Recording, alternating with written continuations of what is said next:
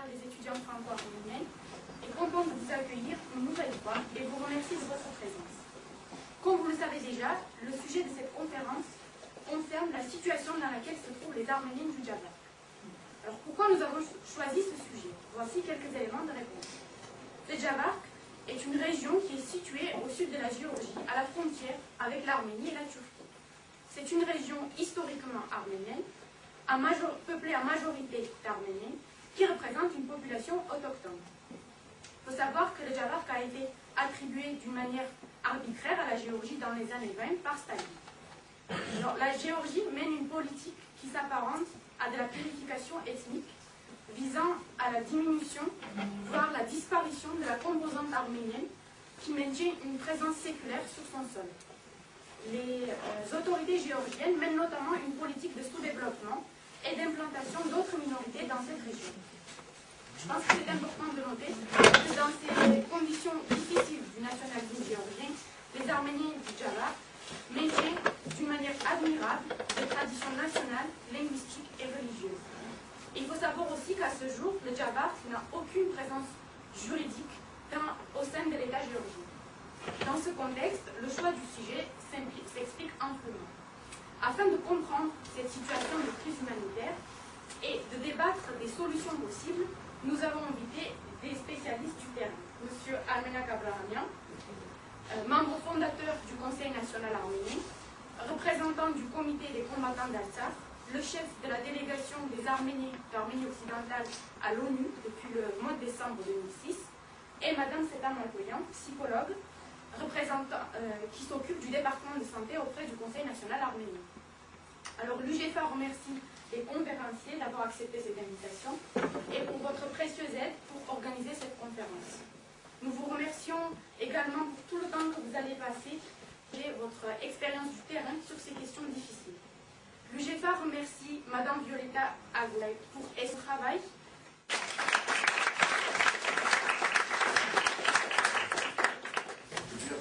C'est vrai qu'aujourd'hui, c'est une journée particulière. Nous sommes donc le 22 janvier. Le 22 janvier, c'est de l'information, c'est de la communication. Ça fait approximativement, donc à quelques jours près, 3 ans que la Vendée nous a quittés.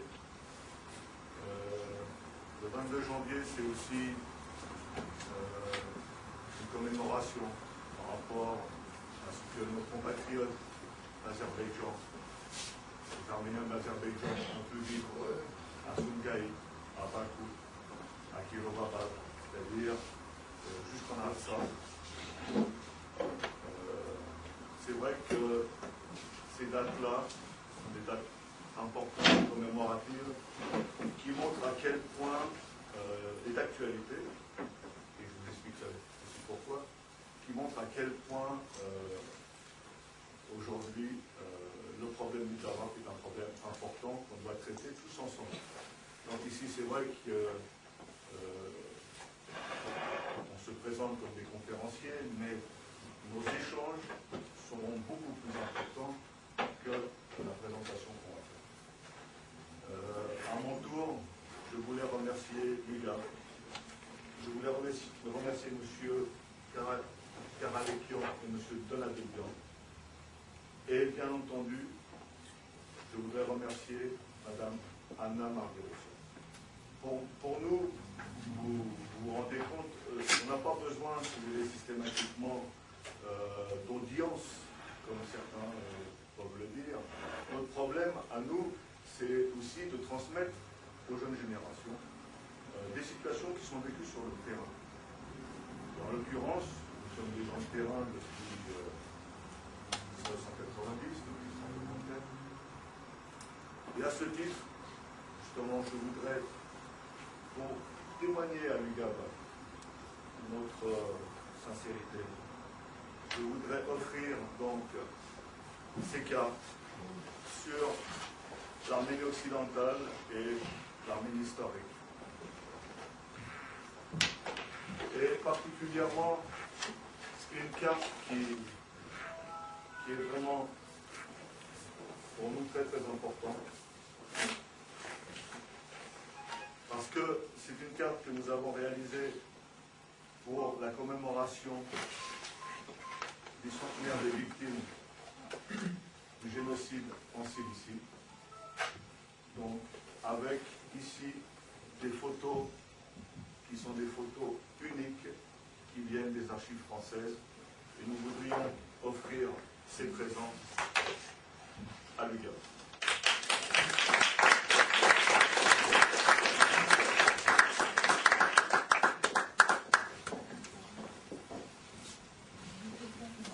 Merci. Je vais répondre. Et on sera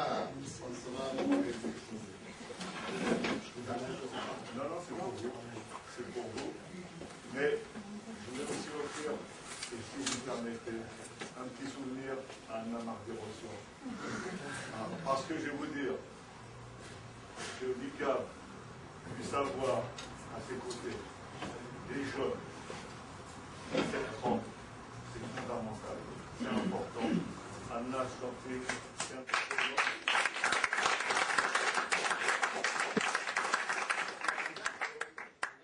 persuadé que l'avenir, c'est les jeunes. Voilà, c'est tout ça que. Si, est-ce que vous pensez qu'on a besoin du micro? Ou ça ira même? Ça ira? C'est la technique.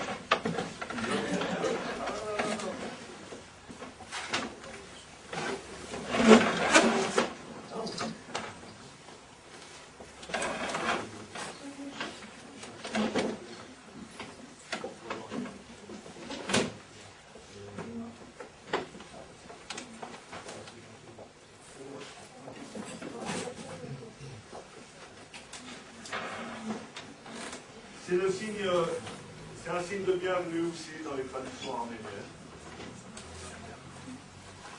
Le pain et le sel, on retrouve aussi au Java.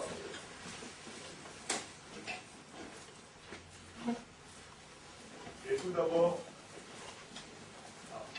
je voudrais vous présenter quelques belles images.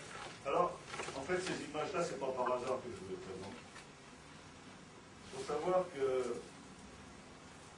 dans les temps très anciens, les Arméniens étaient des adorateurs de la lumière.